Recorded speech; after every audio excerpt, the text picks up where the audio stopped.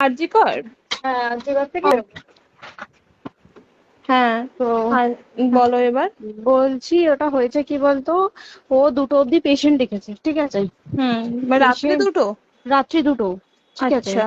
2টো অব্দি পেশেন্ট ডেকেছে, দেখে রুমে এসে অনলাইনে অর্ডার করে 4জন বন্ধু মিলে খেয়েছে, ডিনার হুম করেছে। হুম করে ও খুব টায়ার্ড ছিল, যেহেতু 36 ঘন্টা ডিউটি ছিল, হুম টায়ার্ড ছিল। ও কি করেছে, ওই সেমিনার রুমে গিয়ে হুম শুয়ে পড়েছে একটা রেড কালারের ব্ল্যাঙ্কেট ঢাকা দিয়ে। হুম কিন্তু তারপরে মানে সেমিনার রুমে এমনি কি তোমাদের ওরকম সেমিনার রুমে তুমি ঘুমানো হয়? মানে আমি যদিও কোনো আইডিয়া নেই, ওই জন্য জিজ্ঞেস করছি। না, এবার একটা রেসিডেন্টাল ডক্টর রুমস থাকে, আচ্ছা। বুঝতে পেরেছিস, তারপরেও সেমিনার থাকে। এবার হুম। সেমিনারে একটা বেড থাকে, আর আচ্ছা ডক্টরস রুমে 2টো 3টে, যেরকম বড় ঘর হবে সেরকম বেড পাতা থাকে। আচ্ছা আচ্ছা। মেনলি ডক্টরস রুমে শোয়ার কথা, ঠিক আছে। হুম হয়েছিল কি, ওকে বডিটা পাওয়া গেছে সেমিনার রুমে, হুম কিন্তু ঘুমাচ্ছিল ডক্টরস রুমে। যে হুম রুমটা তোর এখন ভাঙা হয়েছে, দেখেছিস রুমটা ভেঙেছে, হুম হুম হুম হুম একটা ভিডিও ঠিক দেখছিলাম। বাথরুমের পাশেই, হুম ঠিক আছে, মানে বাথরুমটাকে অজুহাত দিয়ে হুম ওই রুমের দেয়ালটা ভেঙে দিয়েছে। অ্যাকচুয়াল কাণ্ডটা ঘটেছে তোর ইয়েতে, ওই রুমটার ভেতরে, ডক্টর রুমে? ডক্টরস রুমে। ডক্টরস রুমেটা ঘটনাটা ঘটেছে, ওই বডিটাকে তো ডক্টর ধস্তাধস্তি। রুমে ওই দিন আর কেউ ছিল না, খালি মানে অনলি ওই দিদিটাই ঘুমাচ্ছিল? হ্যাঁ, এবার তোকে আমি বলি, অন কলে নিশ্চয়ই একজন থাকবে না, না। ওরা জুনিয়র সিনিয়র মিলিয়ে থাকে, এমনকি থার্ড ইয়ার একজন থাকবে, সেকেন্ড ইয়ার একজন থাকবে, হুম প্লাস ফার্স্ট ইয়ারের ইন্টার্নশিপরা যারা থাকে তারা ইন্টার্নরা থাকে। হুম আর চেস্ট এমন একটা ওয়ার্ড হচ্ছে, কোভিড এর পর থেকে প্রায় হামেশাই সবার শ্বাসকষ্ট হচ্ছে, মানে আসছে মানেই শ্বাসকষ্ট হচ্ছে।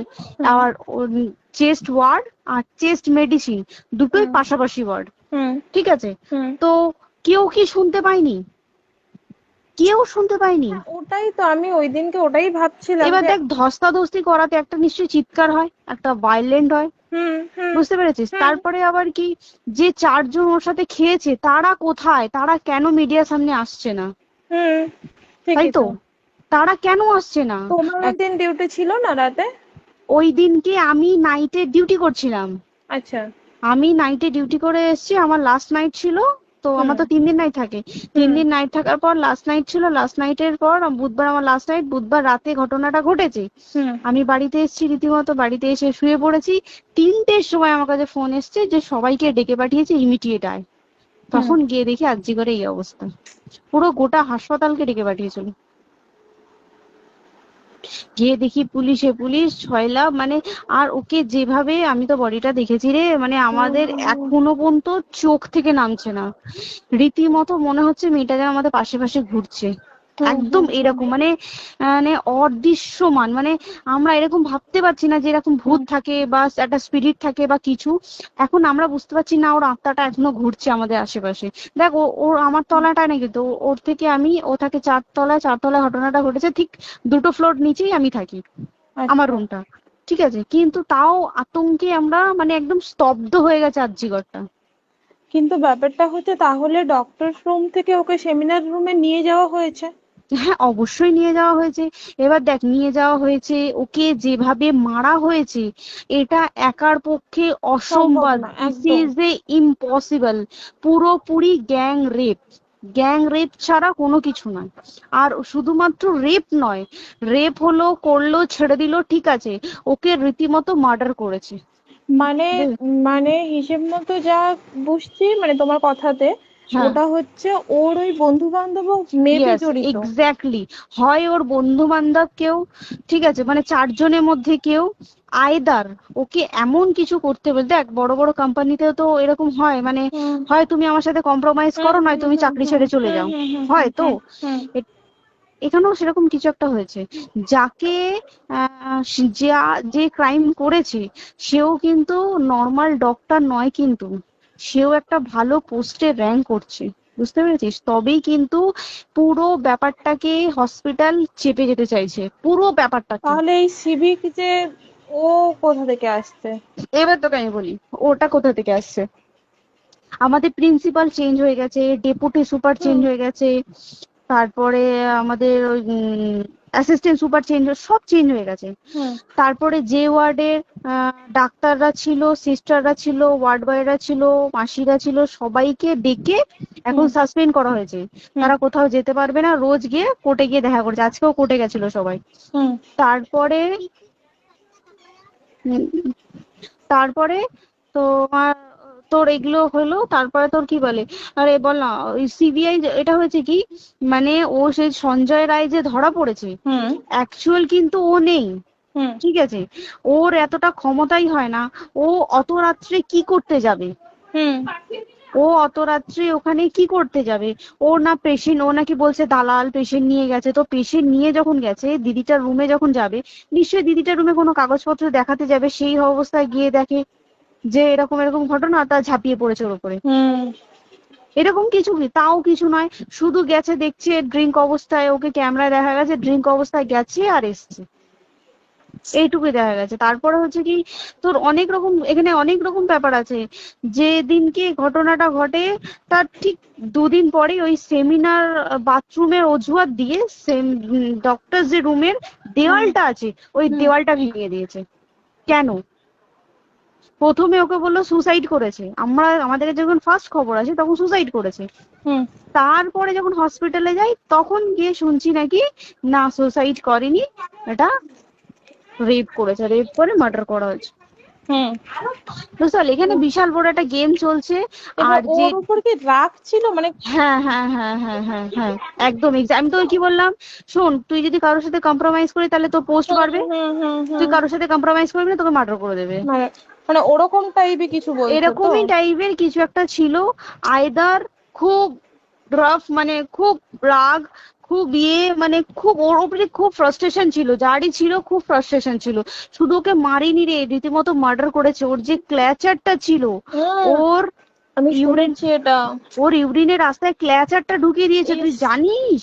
মানে কি বলবো, মানে ওকে দেখা যাচ্ছে না, আমরা তো দেখেছি নিজের চোখে, ওকে দেখা যাচ্ছে না। মানে একটা ব্লিড। মৃত্যু কতটা, মানে এই তো মানে প্রচন্ড কষ্ট পেয়ে একটা মেয়ে মারা গেল না? আর ওর যে গলাটা চেপে ধরেছে, আহ ওর ওই চেপে ধরাতে মানে এতটাই জোরে চেপে ধরেছে যে ওর চোখ ফেটে রক্ত বেরিয়েছে। আহ, ছি, ছি, ছি। বুঝতে পেরেছিস? মানে মানে কি বলতো, যদি ধরা পড়ে না উচিত, মানে যারা এটার সঙ্গে দায়ী না আর এই ওদের। যে সিবিআইটা হয়েছে, সিবিআইটা একমাত্র আমাদের জোরেতেই সিবিআইটা এসছে।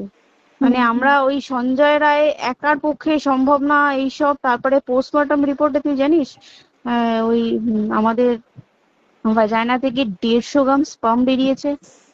ইস, পোস্টমর্টম রিপোর্ট, 150 গ্রাম স্পার্ম, মানে বুঝতে পারছিস? Hmm not a calculated, minimum, minimum কম করে 6 থেকে 7 জন করেছে ওকে। ছি ছি ছি। ওই জন্যই তো আমরা এতটা বেশি ভাইলেন্ট হয়ে গেছি, বুঝতে পেরেছিস? আর তারপর আমাদের, দেখো, একটা মেয়ে তার কাজের জায়গাতেই ছিল, এমনটা নয় যে রাস্তাঘাটে কোনো বিপদ, ও তার কাজের জায়গাতেই আরে সেফ নয়। শোন, কেউ যদি স্ব ইচ্ছায় কারোর সাথে রিলেশনশিপে গিয়ে করতে চায় সেটা আলাদা জিনিস, কিন্তু হুম ঠিক আছে, হুম কিন্তু কেউ কারো বিরুদ্ধে এইভাবে করতে পারে না রে। তুই জানিস না, মানে ওয়ার্ডে দেখ, কম বেশি আমরা সবাই ঘুমাই, কম বেশি আমরা হুম সবাই জেগে হুম, থাকি, জেগে তো থাকি। তাতে কি কেউ শুনতে পায়নি? তার কি একদম সেটাই। ভাইলেন্স ছিল না? যদি কেউ না শুনতে পারে, তাহলে ওর খাবারে কেউ কিছু মিশিয়েছিল, হুম তাই কি না? হুম হুম সেটাও পোস্টমর্টম রিপোর্টে মানে লিক করছে না, যে কেন খাবার খাবার ও তো খাবারটা খেয়েছিল, সেটা তো নিশ্চয়ই পেটেই ছিল, পেট থেকে তো হুম বমি করে বের করে দেন, সেটা হুম তো ফরেনসিক রিপোর্টে কিছু বলবে। হুম আর তুই জানিস না, দেনার দেন মানে, ধর পোস্টমর্টম রিপোর্ট আসতে 3 দিন সময় লাগে। হুম ও যেদিনকে মরেছে ঠিক তার পরের দিনকে বিকালবেলা পোস্টমর্টম রিপোর্ট বার করে দিয়েছে, মানে বডি বার করো আর পোড়াও, হুম 10 সেকেন্ডের মধ্যে ওর বাড়িতে নিয়ে গেছে, তারপরে বডি পুড়িয়ে দিয়েছে। মানে কি বলবো, হসপিটাল, মমতা ব্যানার্জি, সবাই মানে তৃণমূল প্রত্যেক সবাই হুম এটাকে পুরোটাই, কেসটাকে চাপা দিতে চাইছে, পুরোটা পুরোটা। তবে তুই ভাব, যে মানুষটাকে এত ক্ষতবিক্ষত ভাবে মেরেছে, তাকে অভিষেক ব্যানার, রেপ কি কলকাতায় প্রথম হলো? নয়, হুম বিভিন্ন জায়গায় বিভিন্ন ভাবে রেপ হয়েছে, হুম ধরা পড়েছে, ফাঁসি হ্যাঁ হয়েছে কি হুম জেল হয়েছে। হুম অভিষেক বন্দ্যোপাধ্যায় কেন বললো জাস্ট ইট অ্যান, তোর কি বলে, এনকাউন্টার করতে?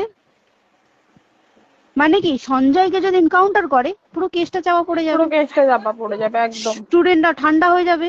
হুম হুম। আর আমরা সেটা মানবো না, আমরা সেটা হতেই দেব না। তাতে যদি চাকরি মানে আরজিকরটাকে সিল করতে হয় তাতেও আমরা রাজি আছি, সিল করে দেওয়া হোক আরজিকর, সিল করে দেবে মনে হচ্ছে যদি ঠিকঠাক ভাবে। এবার ওই জন্য আমাদের দাবিতে সিবিআই এসছে। এবার তুই একটা কথা বল, যখন দেখতে পাচ্ছে মমতা ব্যানার্জি যে কলকাতা পুলিশ আমাদের জন্য কিছু করতে পারছে না, আমরা কিছু মানতে পারছি না, 7 দিন ধরে বার করতে পারছে না, হুম তাহলে সেটা 2-3 দিনের মধ্যে কেন হ্যান্ড ওভার করে দিল না? হুম। তাই তো। তাই কি না?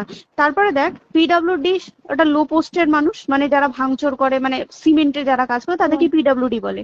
হুম এবার পিডব্লিউডির নিশ্চয়ই হায়ার অথরিটি থেকে অর্ডার এসছে তবেই ওরা গিয়ে ভেঙেছে। ওরা হুম নিশ্চয় পাগল নয় দুম করে গিয়ে কোনো গভর্নমেন্ট প্রপার্টি ভেঙে দেবে। হুম। অর্ডারটা কে পাস করলো যে এখনই চেস্ট ওয়ার্ডটাকে ভাঙতে হলো?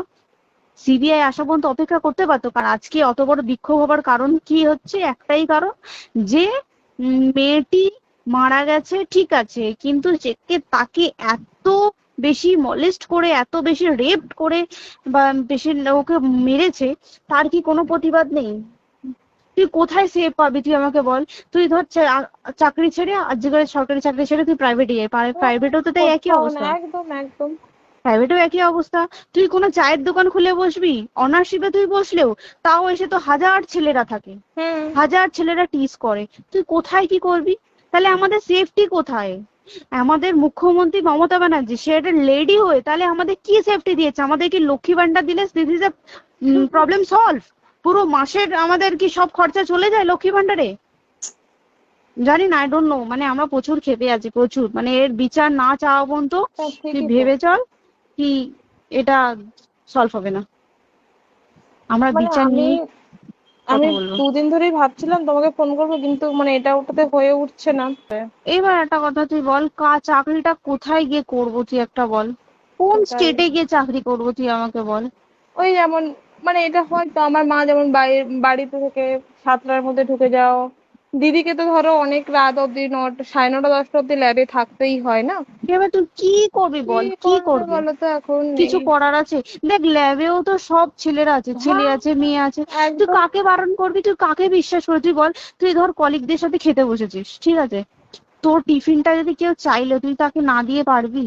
না, একদমই। আর কার মনে যে কি আছে সেটাই তো কি খুব বলবি সমস্যা। বল? এবার তুই বল খাবারটা যে খাবি, তোর টিফিন কেউ চাইলো বা তোকে যদি কেউ বললো কে একটু একটু খা, যেমন আমরা শেয়ারে হয় স্কুলে হ্যাঁ, যেটা আমাদের আমাদেরও শিখে হয়, এসেছি, যেটা হ্যাঁ স্বাভাবিক, এটা সবারই এটা তো হয়। স্বাভাবিক। তুই বল তাতে যদি এরকম অবস্থা হয় তাহলে কি করবে মানুষ, তুই আমাকে বল?